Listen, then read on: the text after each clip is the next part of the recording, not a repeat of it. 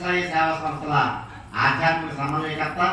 మరి ఎప్పుడు పిలిచినా సరే ఆయన ముందే చెప్తారు, ఎక్కడ ఏ కార్యక్రమం ఉన్నా నన్ను పిలండి, నేను వస్తాను, మీకు పాటుపాడుగా ఉంటాను.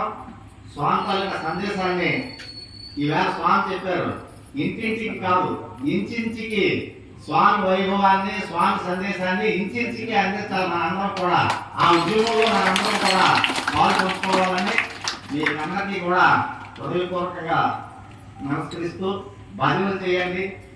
నగర సంకీర్తనలు కనీసం వారానికి ఒక రోజైనా చేయాలి. మన యూనిట్ ఉన్నవాళ్ళు భజన యూనిట్ ఈ గ్రామాలను ఎందుకు అడిగానంటే, మీరు ఇంటింట భజన చేయాలి.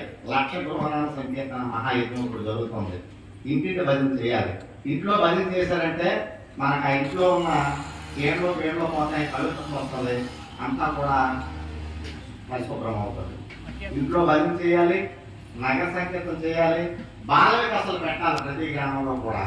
ఇవన్నీ కూడా మరి అందరమే ఐకమత్యంగా చేసుకొని మనకి ఏ అవసరం వచ్చినా సరే సత్యసాయి సేవా సంస్థల జిల్లా ఆర్గనైజేషన్ నుంచి స్వామివారి దయతో మీకు అందరికీ అందుబాటులో ఉంటామని చెప్పేసి హృదయపూర్వకంగా కోరుకుంటూ ఈ అవకాశం ఇచ్చిన మీ అందరికీ కూడా సాయిరాం.